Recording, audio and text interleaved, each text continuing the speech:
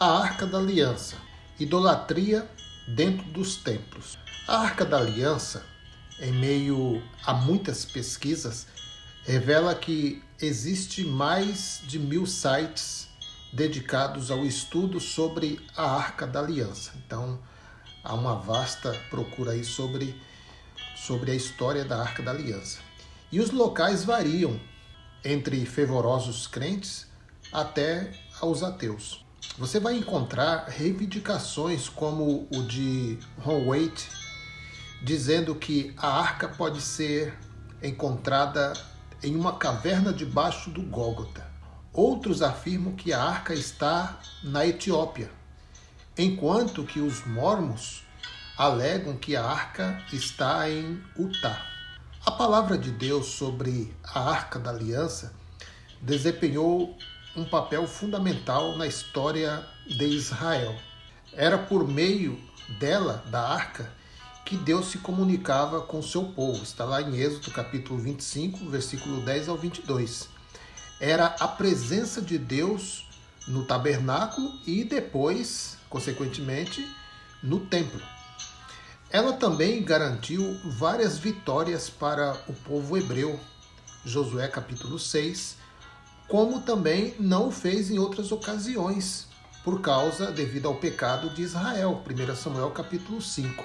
E por um período de tempo, a arca não tinha um local permanente, até que Davi finalmente conseguiu trazer a arca para Jerusalém, onde Salomão, seu filho, construiu o magnífico templo, né? E a arca foi trazida com grande pompa e ali ficou oficialmente, 2 de Crônicas, capítulo 5.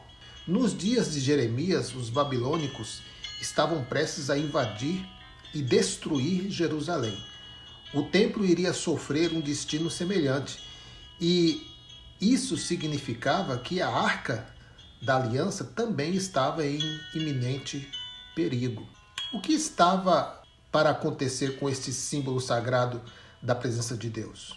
Bem, em uma notável profecia que lamentavelmente é ignorada em grandes partes dos estudos, dos estudiosos, Jeremias faz uma promessa que diz o seguinte: convertei-vos, ó filhos rebeldes, diz o Senhor, pois eu vos desposei e vos tomarei a um de uma cidade e a dois de uma família, e vos levarei a Sião, e dar-vos-ei pastores, no caso em outras traduções, líderes, segundo o meu coração, os quais vos apacentarão com ciência e inteligência.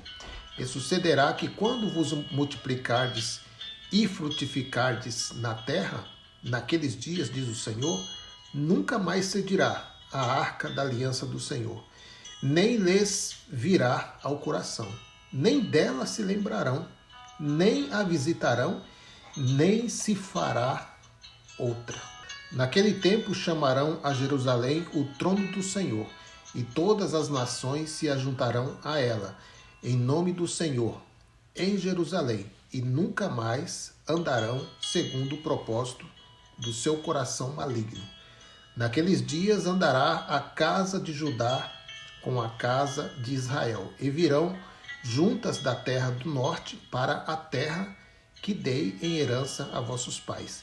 Jeremias, capítulo 3, versículo 14 ao 18. Primeiramente, esta é uma profecia messiânica, uma vez que fala da época em que Judá e Israel seriam reunidos e restaurados. Em segundo lugar, a profecia diz enfaticamente que o tempo previsto era uma época em que Jerusalém não seria mais a capital centro do mundo, pois os homens deixariam de viajar para Jerusalém em busca de adorar a Deus no templo. Terceiro, não somente os homens deixariam de viajar a Jerusalém para adorar, como eles também iriam esquecer a Arca da Aliança como o foco de sua devoção. Na verdade, não somente os homens iriam esquecer a arca, mas que ela nunca seria vista novamente. A importância dessa profecia para o paradigma milenar dificilmente pode ser demasiadamente enfatizado. O argumento fundamental do dispensacionalismo sobre isso é que no futuro milenar o templo será reconstruído. A Arca da Aliança seria restaurada e Jerusalém voltaria a ser a capital do mundo. Jerusalém esquecida e Jerusalém glorificada. Jeremias nos apresenta uma aparente contradição. Por um lado, ele diz que no tempo previsto, homens deixariam de ir a Jerusalém para adoração e que a Arca da Aliança não seria vista. Este é um conceito tão revolucionário que é preciso ser lembrado de que a Arca fora, por muito tempo, o batimento cardíaco de Israel. E agora, Jeremias vem profetizando que o tempo estava chegando quando Jerusalém e a Arca ficaria esquecida. Realmente é uma profecia absolutamente incrível. No entanto, não é a primeira vez que tal previsão foi feita. Em Isaías, capítulo 66, versículo 1, Deus desafiou Israel. O céu é o meu trono, a terra é o estrado dos meus pés. Onde está a casa que vocês hão de me edificar? A arca do templo era, na verdade, uma sombra das melhores coisas que haveria de ser ou de vir. Mas, tragicamente, Israel preferiu pendurar-se no visível, no tangível, como sombras, assim como o sistema de hoje, né? Quando Estevão se atreveu a citar as palavras de Deus, de Isaías 66, enquanto em pé na presença do magnífico templo de Herodes, os judeus não poderiam suportá-lo. Então, eles mataram Estevão. Por quê? Por citar as palavras do próprio Deus. Atos dos Apóstolos, capítulo 6 e capítulo 7. E, no entanto, os nossos amigos hoje, dispensacionalistas, assim como os judeus de outrora, insistem em uma reconstrução do que Deus nunca designou ser permanente. Na verdade, os escritores do Novo Testamento nos dizem repetidamente tudo aquilo que foram manifestos aos profetas, que Jerusalém seria destruída e que, ao mesmo tempo, ela seria reedificada, levando a uma esperança daquilo que seria perdido. Atos dos Apóstolos, capítulo 24, versículo 14. 2 Pedro, capítulo 3, versículo 1. De alguma forma ou de alguma maneira, a esperança escatológica de Israel envolveu a sua destruição final da velha cidade e a revelação e a glorificação da nova cidade. Em Gálatas, capítulo 4, versículo 22, Paulo fala de Jerusalém, que está em escravidão com seus filhos. Em contraste com uma Jerusalém que está acima, que é a mãe de todos nós. Filipenses, capítulo 3, Paulo contrasta a cidadania, literalmente, cidade-casa, que está no céu, com as coisas da antiga aliança de Israel. Hebreus, no capítulo 12, até o 13, o autor contrasta a antiga glória do pacto de Israel, em seguida apresenta a nova Jerusalém. Ele lembrou a seus leitores que eles não haviam subido ao Monte Sinai, mas a Sião, a Jerusalém celeste. E não temos aqui nenhuma cidade permanente, mas aguardamos ansiosamente o que está para vir. Hebreus capítulo 12, versículo 18 até o 13, capítulo 13, versículo 20. A revelação aqui é o conto de duas cidades.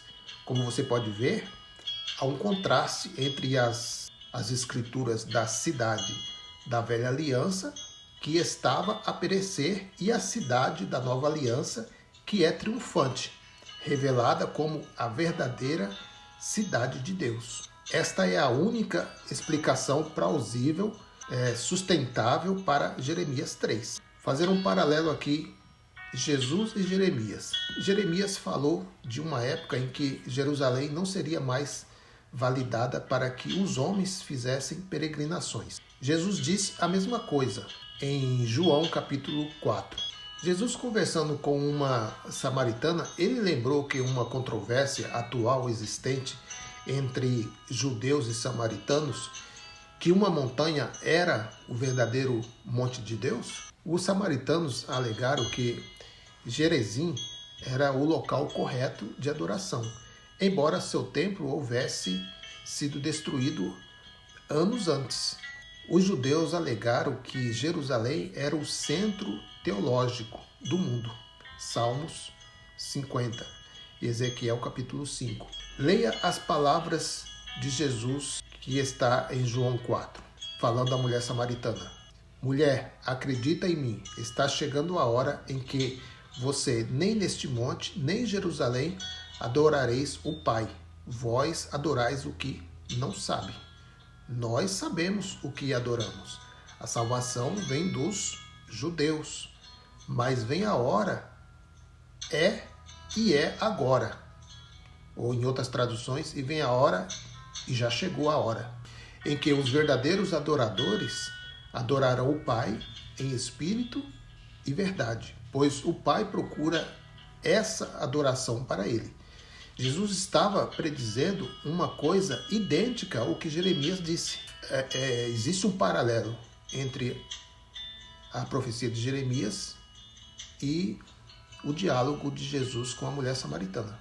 O ponto é que Jeremias não estava prevendo um momento em que os homens não teriam nenhuma recordação mental que a arca tinha existido em algum momento no passado.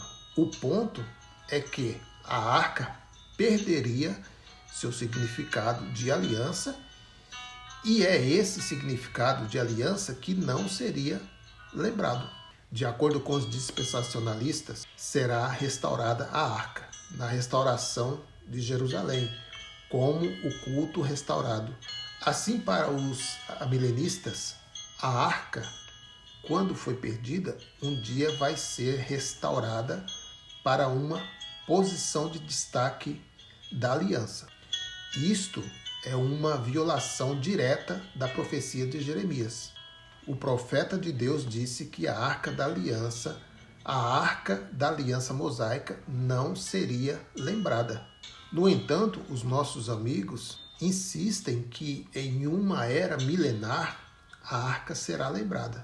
Não só Jeremias previu que um momento da história cessaria a peregrinação a Jerusalém para visitar a arca e a lembrança da arca cessaria, como também ele disse que, na verdade, a arca da aliança deixaria de existir. E ainda diz mais, não é para se fazer outra.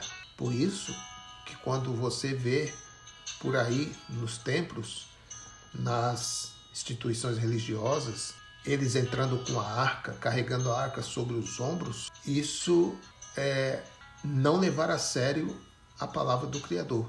Isso é ignorar as palavras do profeta Jeremias. Isso é desfazer daquilo que está escrito. Ou seja, isto é uma idolatria. Amém? Antes, sim, era a presença de Deus. Era ali que o Senhor se manifestava, mas já passou. O profeta disse que não é para lembrar mais e nem fazer outra. Amém, meus queridos? Ficamos por aqui nesse vídeo. Graça e paz a todos.